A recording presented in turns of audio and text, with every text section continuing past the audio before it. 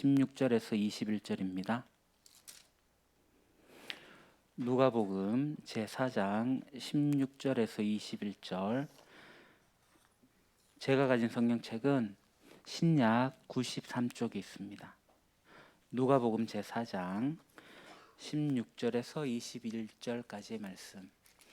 성경책이 없으신 분은 앞에 화면을 보셔도 되겠습니다. 누가복음 제4장 16절에서 21절.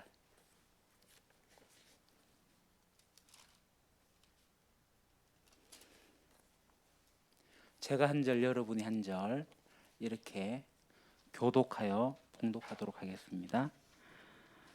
제가 짝수절, 여러분이 홀수절입니다. 예수께서 그 자라나신 곳 나사렛에 이르사 안식일에 늘 하시던 대로 회당에 들어가사 성경을 읽으려고 서심해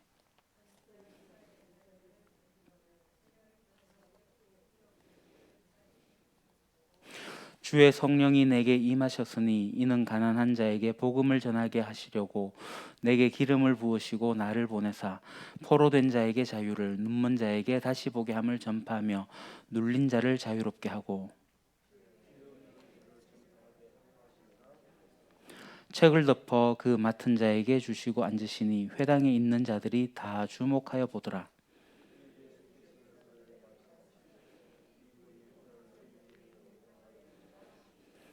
아멘. 우리가 예수님의 행적에 대해서 보고 있습니다. 예수님이 30살까지 사생애 이제 개인적인 생활을 하셨고 30살이 되시면서 공생애를 시작하시는데 나사렛에서 30살까지 사시다가 이제 30살이 되어서 세례 요한에게 세례를 받으시고 유대광야에서 40일간 금식하시고 이제 사탄에게 시험 받으시고 이후에 이제 가나에 가셔가지고 혼인 잔치에 첫 번째 이적을 행하셨고요.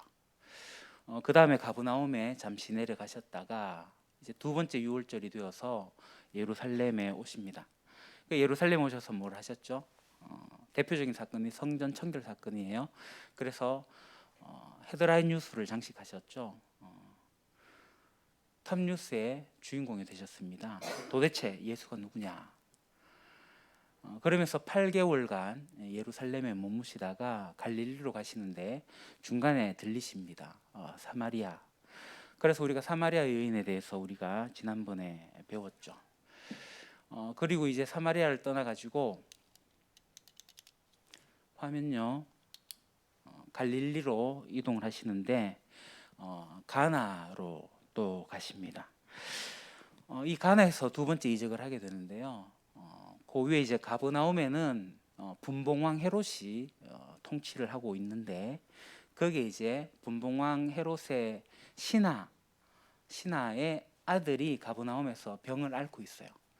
그러니까 예수님이 가브나움에 그 가나로 왔는데 이 가나에 오셨다는 소문을 듣고 가브나움에서 이 왕의 신하가 가나까지 찾아옵니다. 이 얘기는 뭐냐면 벌써 예루살렘에서 예수님이 한 행적이 갈릴리까지 삽시간에 소문이 퍼져버린 거예요. 예수가 가나에 있다더라. 그래서 가브나움에서 가나로 찾아와요. 그래서 예수님이 어떻게 가브나움에 있는 저 먼 도시에 있는 왕의 신하 아들을 고치죠? 그냥 말씀으로 고칩니다. 이게 이제 가나에서 두 번째 행한 이적이에요. 가브나움에 가지 않으시고 그냥 말씀으로 가브나움에 있는 왕의 신하 아들을 고치셔요. 유대 예루살렘에서 벌써 많은 표적들이 일어났다라고 생각을 하셔야 돼요. 그러니까 갈릴리에도 소문이 다 나 있고 지금 이 이스라엘 땅에 예수 그가 누군지 그가 하는 이적과 표적과 말씀들이 지금 이제 온 동네 다 소문이 나버린 거죠. 그렇게 이제 두 번째 이적을 가나에서 행하셔요. 그리고 예수님이 이제 어디로 가시느냐 하면 고향으로 다시 돌아가십니다. 나사렛으로 가요. 나사렛에 가셨는데 이제 안식일이 되었습니다. 안식일이 되면 어떻게 하죠? 유대인들은 다 회당에 모이거든요. 회당. 예수님도 회당에 늘 하시던 대로 회당으로 가셨어요. 지금 보시는 곳이 현재 나사렛에 있는 회당의 건물의 모습이고 실제 그 안에 있는 장면입니다. 그 내부에 이제 예수님이 나사렛 회당에서 하셨던 것을 이렇게 하신 내용을 이렇게 성화로 여기에 표시하고 있죠. 그러니까 예수님을 30년간 봐왔던 나사렛 사람들이에요. 예수님에 대해서 잘 알고 있습니다. 근데 예수님이 예루살렘에 가가지고 한 이슈들도 소문을 들어서 알게 돼요. 지금 이제 8개월 만에 이제 고향으로 돌아왔는데 이 사람들이 예수님을 어떻게 봐야 할 것인가? 그러니까 동네 사람들이 예수님을 이제 규명해야 될 상황입니다. 예수 도대체 누구지? 그래서 예수님이 그들에게 자기의 정체를 밝히십니다. 그 정체를 밝히신 내용이 오늘 본문입니다. 누가복음 4장 화면 18절에서 19절. 주의 영이 내게 내리셨다. 그래서 19절 주의 은혜의 해를 선포하게 하셨다. 여기서 중요한 것이 뭐냐면 내게 기름을 부으셔서, 이 표현을 여러분 주의 깊게 보셔야 됩니다. 여기서 나는 누구예요? 예수님이잖아요. 예수님이 이 이사야 본문을 찾으셨고 이 이사야 본문을 낭독하셨어요. 이게 나라는 거예요. 이 말씀이 오늘 너희 귀에 응했다라고 표현을 하시는 거예요. 예수님이 당신의 정체를 밝히시는 장면입니다. 기름 부음 받았다. 이게 무슨 뜻이에요? 무슨 말이에요? 그리스도다. 내가 그리스도다. 내가 메시아다. 예수님이 자신의 신분을 밝힌 장면입니다. 그러니까 예수님의 사인, 예수님의 표적을 우리가 읽을 수 있어야 됩니다. 자, 바로 얼마 전까지 유대 지역에서 행하셨던 일들, 그게 뭐냐면 가난한 자에게, 갇힌 자에게 구원의 소식을 전한 거예요. 그 이사야 말씀이 지금 이루어졌다. 그 이사야에서 기름 부음을 받은 자가 바로 내다. 이 말씀을 하시고 싶어가지고 이 이사야 61장을 예수님이 낭독하신 거죠. 그러니까 예수님이 이 낭독하니까 주변 사람들이 와 정말이구나라고 이렇게 받았을까요? 아니요. 나사렛 동네 원로들은 이게 미쳤나 이런 반응이었어요. 이 증언을 받아들이지 않았습니다. 회당에 모인 사람들은 예수님의 그 말씀을 듣고 어떤 반응을 보였는지 아세요? 잔뜩 화가 나가지고 예수님을 동네 밖으로 쫓아내가지고 예수님을 낭떠러지에서 밀어내려고 계획을 잡았어요. 지금 나사렛의 모습이에요. 나사렛은 산동네거든요. 그러니까 벼랑에 가가지고 예수님을 밀쳐버리려고 했다고요. 고향 사람들이. 근데 예수님이 그들 가운데로 이렇게 지나갔다라는 게 성경 말씀이에요. 그러니까 예수 도대체 누구야? 라는 게 지금 성경이 가지고 있는 관점입니다. 사복음서에 등장하는 모든 사람들이 풀어야 했던 질문이에요. 오늘 우리 인류가 풀어야 하는 질문이고, 내가 예수 누구야? 라고 풀어야 되는 그 질문입니다. 이 사건 이후에 예수님은 나사렛 동네에 살 수가 없죠. 그래서 가버나움으로 이사를 하십니다. 자, 6월절 전에 이제 잠시 가버나움에 가셨잖아요. 그러니까 이사한 장소를 알아보셨던 거죠. 자, 그래서 마태복음 4장 13절에서 17절. 나사렛을 떠나서 가버나움으로 가셨다. 그러니까 이 시점에서 매우 중요한 사실이 있습니다. 자, 지금까지 유대 광야, 그러니까 세례 요한을 만나고 세례를 받으시고 세례 요한의 제자 5제자들을 만나시고 가나 혼인 잔치 가시고 가버나움 가셨다가 첫 6월절에 예루살렘 가셔가지고 성전 청결하시고 예루살렘에서 많은 표적을 행하시고 그래서 니고데모도 만나고 갈릴리로 가는 길에 수가성 여인도 만나고 하는 이 모든 내용이 요한복음에만 기록되어 있습니다. 다른 복음서에는 이 내용이 기록되지 않았어요. 공관복음은 사각지대입니다. 그러니까 마태, 마가, 누가복음은 우리가 그 복음서만 읽게 되면 예수님이 세례를 받으시고 예외 없이 바로 갈릴리 가서 복음을 전하셨다. 이 내용으로 건너뛰어 버려요. 그러니까 8개월 정도가 생략되어져 있죠. 그러니까 우리는 예수님이 유대에서 한참 사역을 하시고 난 다음에 갈릴리로 돌아오셔가지고 이제 갈릴리 사역을 이제 우리가 보게 되는데 누가복음이나 마태복음이나 특히 마가복음 같은 경우에는 예수님이 세례 받자마자 갈릴리에서 사역하는 것으로 나오는 거예요. 그러니까 우리가 4개의 복음서를 잘 연결해가지고 시간에 따라가지고 그 본문을 읽어가면서 예수님의 발자취를 따라가는 게 매우 중요합니다. 그러니까 우리에게 지금 익숙한 17절 말씀, 그때부터 예수께서는 회개하여라 하나님 나라가 가까이 왔다 하고 선포하기 시작하셨다라는 이 말씀. 그러니까 세례를 받으시고 시험 받으시고 다섯 제자를 만나셔가지고 가나 혼인잔치 가셨다가 가버나움 방문했다가 천유월절에 예루살렘에 가셔가지고 성전을 청결하게 하시고 또 8개월을 활동하신 후에 나사렛에 오셨는데 나사렛에서 배척 받으시고 가버나움으로 이사 오셔가지고 비로소 뭐 하셨다고요? 회개해라, 천국에 가까이 왔다, 이겁니다. 하나님 나라가 가까이 왔다, 회개해라, 그래서 복음을 믿으라. 그러니까 유대에서 8개월간 공인으로 활동을 하셨는데 이제 갈릴리에서도 본격적으로 활동을 하시는 거예요. 그러면서 이제 제일 먼저 뭘 하실까요? 기도하시면서 제자들을 정비하십니다. 쉽게 말하면 지금까지 예수님을 따른 제자들이 있었어요. 그들은 파트타임으로 예수님을 따랐는데 이제 그러지 말라는 거예요. 이제 직업 내려놓고 풀타임으로 전문적으로 본격적으로 예수님을 따르라고 하십니다. 그래서 다시 부르셔요.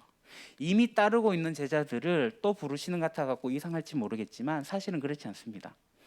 이들은 앞으로 그들의 고향에서도 복음을 전파해야 될 주인공이긴 하지만 고향에 와서는 돈을 벌어야 되거든요. 식구를 먹여 살려야 되잖아요. 베드로는 가장이었어요. 결혼도 했거든요. 직업을 버릴 수가 없었습니다. 유대 지역에서 사람들에게 세례까지 주었던 그들이었는데 지금 실제 생활에 와서는 그물에 손을 댈 수밖에 없는 상황이었던 거예요.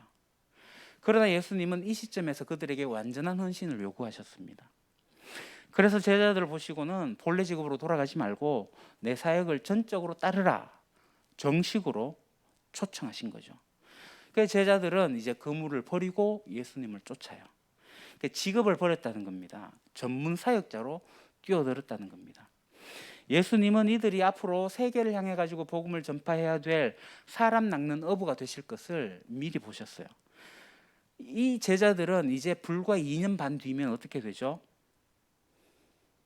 교회 지도자가 되거든요. 베드로는 예루살렘 교회를 목회하는 지도자가 됩니다. 그러니까 최소한 2년 반 전부터는 전문 훈련을 받아야 되지 않겠습니까? 그러니까 풀타임 교육을 받는 거예요.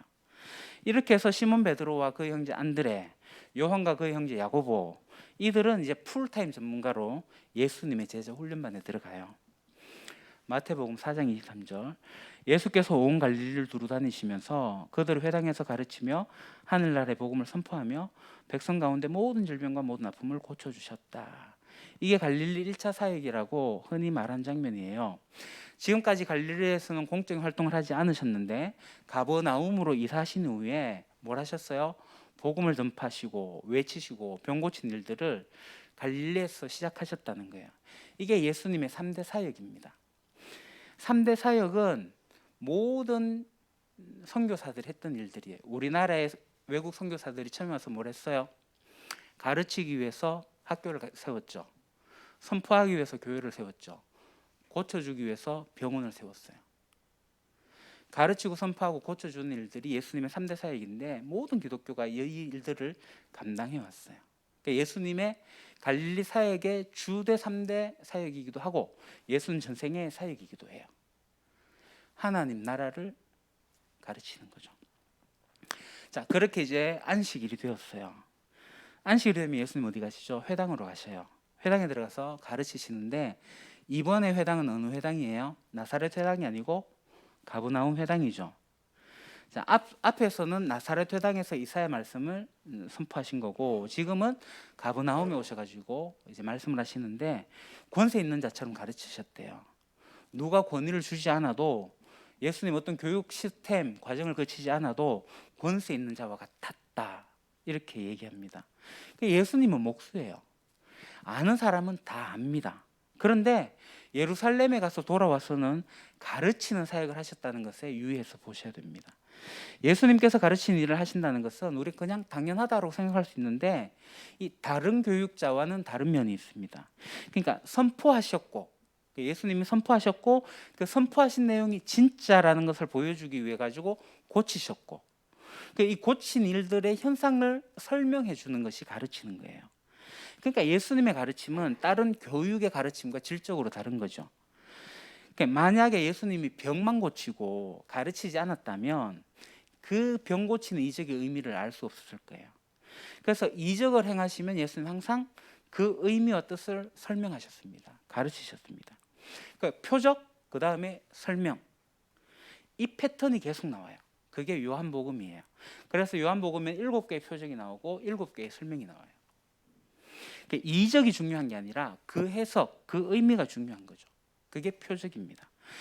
그 표적의 결국이 뭐예요? 예수는 메시아다. 메시아의 사인, 메시아의 표적입니다. 이런 것들을 총괄적으로 설명하셔야만 했어요. 그래서 예수님의 가르침은 의미가 다를 수밖에 없고 다른 선생들의 랍비들의 교육과는 전혀 다를 수밖에 없었던 거죠. 그래서 이제 가버나움 회당에 귀신이 와서 앉아 있어요. 예수님이 그 귀신을 쫓아냅니다. 그러니까 영적 세계, 영계를 다스리는 분도 예수님이라는 것을 보여주는 거죠. 이것도 표적입니다. 그래서 이제 회당에 나오셔가지고 어디로 가시냐면 시몬 베드로의 장모님의 집으로 가요. 자, 사진을 보시죠. 여기가 가버나움에 있는 회당의 모습입니다. 여기서 조금 100m쯤 가게 되면은 베드로 장모님의 집터라고 읽혀지기도 하고 뭐 베드로의 집터라고 되시는데 그 터 위에 기념교회가 세워져 있어요. 이 위에 사진에 보시는 것처럼 이 건물을 집터 위에 이렇게 띄워 놓았거든요. 예수님께서 이 베드로 장모님의 집에 들어가셔가지고 뭘 하셔요? 장모님이 열병을 앓고 있었거든요. 그 열병을 고쳐요. 그랬더니만 해질 무렵에 많은 사람들이, 병든 사람들이 몰려와요. 날이 밝았어야 예수님이 그 집을 나오셨다라고 하니까 예수님은 하루 종일 사역하셨고 철야 사역까지 하셨고 병을 고친 거죠. 지금 여기 집이 누구 집이에요? 베드로 장모님의 집입니다. 베드로 아내의 친정 집이에요. 친정 어머니가 편찮으셔가지고. 자, 여기서 여러분들이 잘 생각해야 됩니다. 베드로가 이제 거문을 버리고 전적으로 나 예수 따르겠다라고 결단하니까 아내는 갈등을 많이 했을 거예요. 우리 어떡하지? 아내가 베드로의 전적 헌신에 동의를 해야 되잖아요. 근데 이 베드로의 장모님이 소생케 되는 이 사건은 모름지기 아내의 동의를 얻게 되는 촉매가 되었을 거다라고 봅니다. 남편이 예수님을 전적으로 따라가는 것을 이런 타입이라면 기쁜 마음으로 응했을 거다라고 생각을 해요. 이제 아내도 이런 체험을 통해 가지고 아마 동역자가 되었을 거라고 봅니다. 제자 베드로가 가장이므로 해결해야 할 과제들이 있는데 이렇게 섭리를 통해서 하나씩 하나씩 풀어가는 것을 보게 됩니다. 그러니까 예수님의 어느 하루의 일정입니다. 이걸 스케치해 보니까 얼마나 많은 일을 하셨는지 짐작이 됩니다. 자, 예수님께서는 이 베드로 장모님의 집에서 나오신 이후에 더욱더 열심히 갈릴리를 다니시면서 회당을 다니시면서 말씀을 전하시고 귀신을 쫓아내셔요. 온 갈릴리를 다니시면서 일하신 내용을 자세히 다 기록하진 않았지만 마가복음은 이렇게 표현합니다. 가까운 여러 고을로 가자. 거기에도 내가 말씀을 선포해야 되겠다. 나는 이 일을 하러 왔다. 그래서 예수님께서 온 갈릴리와 여러 회당을 두루 찾아가셔서 말씀을 전하고 귀신을 내쫓으셨다. 이 내용이 6월절 예루살렘에서 성전 청결하시고 난 이후에 이제 갈릴리로 오셔가지고 1차 갈릴리 사역이라고 하는 말씀입니다. 순회전도 하신 거죠. 돌아다니시면서 계속 가르치시고 전하시고 고치시고 귀신 쫓아내시고 그렇게 순회전도를 하신 이후에 마가복음 2장 며칠이 지나서 예수께서 다시 가버나움으로 들어가셨다. 예수님이 이제 다시 가버나움 집으로 오신 거예요. 그 가버나움 집에서 뭘 하셨냐면은 예수님이 오셨단 말이 들리고 나서 아시죠? 친구들이 중풍병자를 데리고 와서 지붕을 뜯어가지고 예수님께 오는 장면. 거기서 이제 중풍병자를 고치셔요. 그 중풍병자를 고치신 다음에 예수님 뭐 하셔요? 제자 마태를 부르십니다. 예수께서 길을 가시다가 알피오 아들 레위가 세관에 앉아 있는 것을 보시고 나를 따라오너라 하고 말씀하셨다. 레위는 일어나서 예수를 따라갔다. 여기 레위가 누구냐면 마태입니다. 자, 레위, 마태 잘 기억하셔야 돼요. 마태를 부르셨어요. 마태를 부르는 이 시점은 아마 6월절이 가까워오는 초봄쯤으로 보입니다. 예수님께서는 어떤 사람은 기도하고 한꺼번에 12명을 선택했다 이렇게 이야기하기도 하는데 그런 것 같지는 않아요. 한 명 한 명씩 만나신 것 같아요. 그렇게 마태 레위를 부르고 나서 이 마태네 집에서 잔치가 열렸어요. 그 잔치에 누가 초대를 받았죠? 세리들, 죄인들, 예수님의 제자들. 그러니까 바리새파 학자들은 율법 학자들이 궁금해요. 질문을 합니다. 왜 이러냐? 그때 예수님 마가복음 2장 17절에 하죠. 나는 죄인을 부르러 왔다. 그러한 장면이 이어져요. 이즈음 이제 세례 요한의 제자들도 우리가 좀 살펴봐야 됩니다. 앞서 말씀드린 것처럼 세례 요한은 벌써 잡혔어요. 헤롯 왕에게. 세례 요한의 제자들이 남아 있잖아요. 지금 그들이 설 자리가 없어요. 그래서 그들은 어떤 존재였냐면 세례 요한 공동체는 금욕주의 공동체거든요. 금식 기도하고 뭐 이런 거였는데 예수님의 제자 공동체는 금식 기도도 없고 규례도 없고 마구 먹고 마구 마시니까 이 세례 요한의 제자들이 궁금해서 질문을 해요.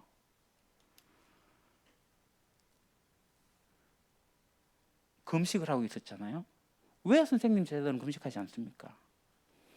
그러니까 이제 세례 요한 제자들도 궁금했던 거예요.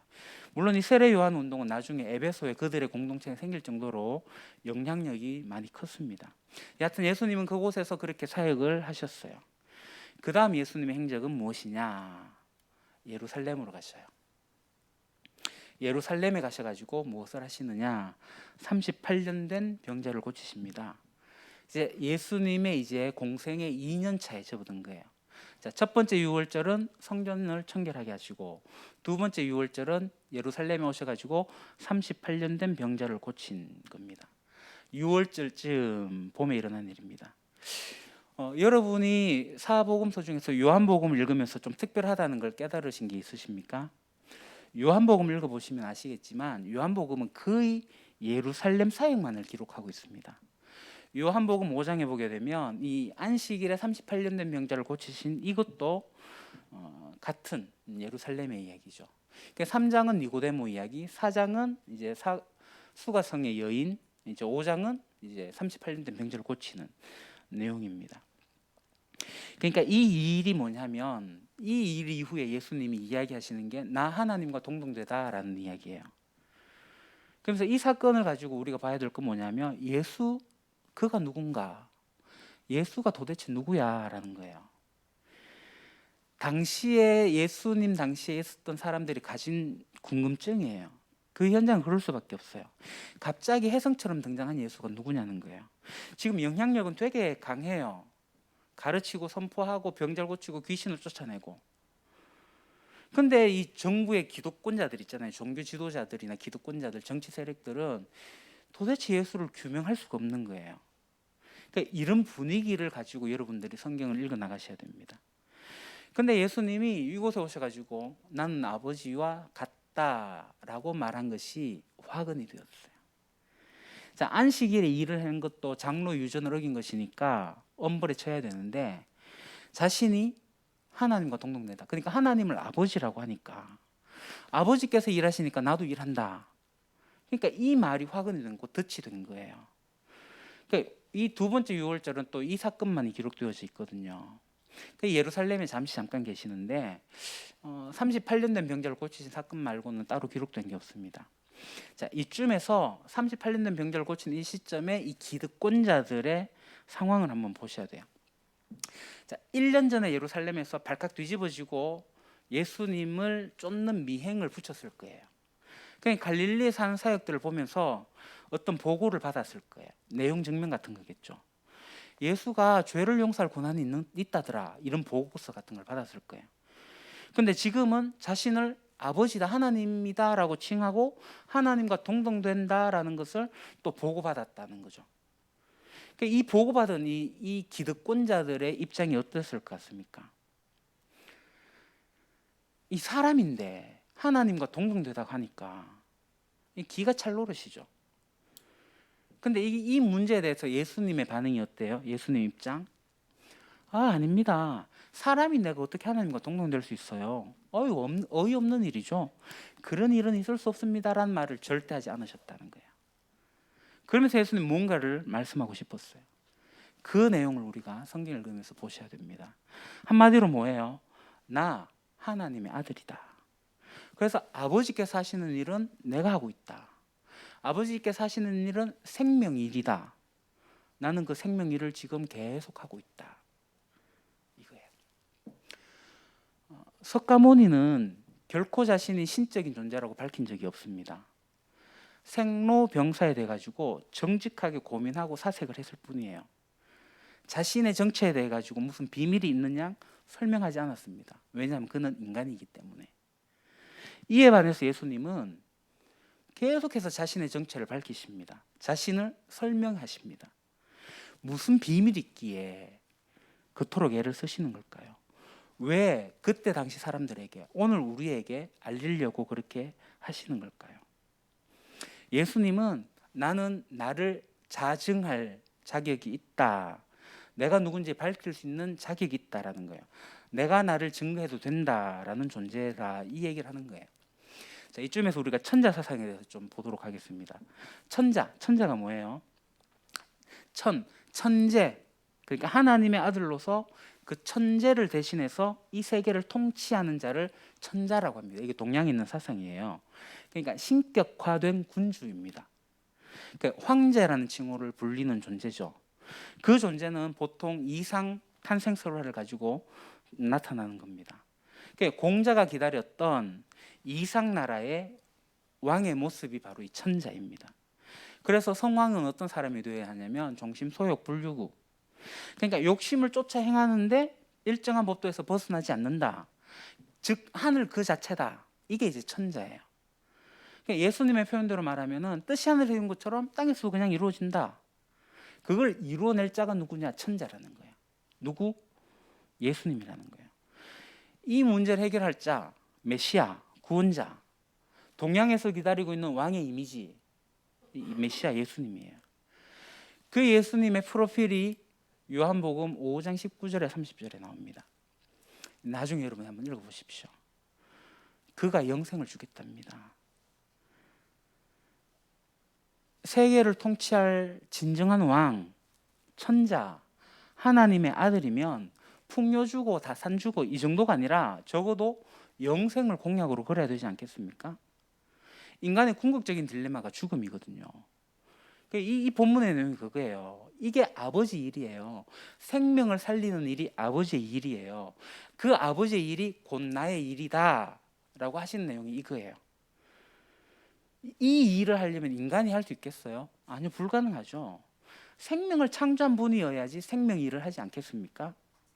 그래서 창조주의 핵심 사역은 바로 생명이었습니다. 생명. 창조의 6째 날 일하신 결과 얻어낸 게 뭐예요? 사람의 생명이었어요. 그러니까 창조주 하나님의 꿈은 생명이었습니다. 사람을 살리는 일, 사람을 살게 해주는 일이었어요. 그러니까 빛을 창조하시고 공기, 하늘, 태양, 바다, 뭐 열매, 채소, 물고기, 이거 왜요? 다 사람 생명 때문에 만드신 거예요. 사람이 살기 좋도록 환경을 만들어 놓으시고 사람을 창조하신 거예요. 창세로부터 지금까지 하나님이 해오신 일이 뭐냐면 생명일이에요. 생명일. 그래서 이 세상 역사 속에서 하나님이 가장 하고 싶은 일이 있는데 생명 살리는 일이에요. 지금도 하나님이 일하시는데 생명 살리는 일을 하시는 거예요. 그래서 아버지께서 지금까지 생명 살리는 일을 하는데 나도 그 일을 한다. 이게 예수님의 일이었어요. 38년 된 병자를 고치시고 하신 말씀이에요. 예수님은 사상 자체로 공중누각으로 끝나는 이론이 아니에요. 사람의 병을 실제로 고치셨고 실제로 살려내셨고 실제로 그렇게 사셨어요. 예수님은 생명 일을 하셨어요. 근데 이렇게 병 고친 일을 넘어서서 인류 전체를 대상으로 공약을 하신 거예요. 그게 바로 영생입니다. 영생. 무덤에서 일으키시겠다는 거예요. 맞지 않습니까? 병을 고친들 죽는데 그게 무슨 의미가 있겠습니까? 영생까지 나아가야지 진짜 메시아입니다. 병 고침이 끝이 아니에요. 이런 표적과 가르침을 하고 있는 예수님 도대체 누구인가? 우리도 깊이 생각해 봐야 돼요. 이 본문이 이렇게 읽어지셔야 됩니다. 예수 그가 누군가? 영생을 주시는 분이구나. 예수님이 이 병 고친 사건 하고 나서 당신에 대해서 뭔가를 하고 싶었는데 그 프로필이에요. 예수님의 프로필. 그 프로필 중에 하나를 보겠습니다. 내가 진정으로 너희에게 말한다. 나의 말을 듣고 또 나를 보내신 분을 믿는 사람은 영생을 얻었고 심판을 받지 않는다. 그는 죽음에서 생명으로 옮겨갔다. 39절. 너희가 성경을 연구하는 것은 영원한 생명이 그 안에 있다고 생각하기 때문이다. 성경은 나를 증언하고 있다. 이 38년 된 병자를 고치고 나서 당국자들은 굉장히 거북합니다. 그러니까 병 고침 받은 사람은 자기가 회복됐으니까 좋겠지만 누가 고쳤든 상관이 없잖아요. 그런데 정치하는 사람들은 혜성처럼 나타나는 이 예수가 누구지? 그에게 사람들이 몰리니까, 민중들이 모이니까 자기들의 입지가 정치적 기반이 이제 약해지잖아요. 그래서 이들은 예수님에게서 민중을 떼어내야 되겠다고 생각을 해요. 그러려면 어떻게 해야 되죠? 예수님의 범법 행위를 찾아내야 되는 거예요. 이제 한쪽 구석에서 조용히 다루기에는 이미 예수님의 지지 기반이 너무 커져 버렸어요. 근데 이 예수님 만만치 않죠. 성경적으로 논리적으로 해도 당해낼 재간이 없어요. 그때도 바리새파, 서기관, 율법학자들이 아무리 신학자들이 힘을 써도 예수님을 이겨낼 수가 없어요. 그런데 예수님의 얘기를 이들이 받아들이지 않습니다. 그러면 이들이 어떻게 할까요? 결국 예수를 신성모독죄로 몰고 가야 되는 거예요. 어떻게 해야 되죠? 신성모독죄로 몰고 가서 제거해버려야 되는 겁니다. 그래서 38년 된 병자를 고치시고 난 다음에 정치 기득권자들, 종교 지도자들은 결정합니다. 뭐를요? 예수 죽이자. 예수 죽이자. 여기까지가 공생의 2년 동안 예루살렘에서 있었던 일입니다. 다음 주에 이제 갈릴리로 가서 사역하신 내용을 살펴보겠습니다. 기도하겠습니다. 하나님, 예수님이 누구신지, 예수님이 사역하시고 예수님이 자증하시고 자신의 정체를 드러내심을 우리가 보았습니다. 당시에 많은 사람도 혼란스러웠고 예수님이 말씀하신 것도 받아들이지 않았지만 오늘 우리는 예수님의 말씀과 예수님의 행함들과 예수님 하신 사역들을 전체적으로 보면서 예수님이 과연 어떤 분이신지, 예수님이 정말 내게 어떤 분이 되시는지 우리가 진짜 마음을 다해서 고백할 수 있기를 원합니다. 하나님의 아들이신 예수님, 아버지가 일하시니 나도 일한다. 그 생명 일을 하신 예수님, 영생을 우리에게 주신 예수님, 기억하며 알아가며 예수님을 쫓도록 하겠습니다. 예수님 이름으로 기도합니다. 아멘.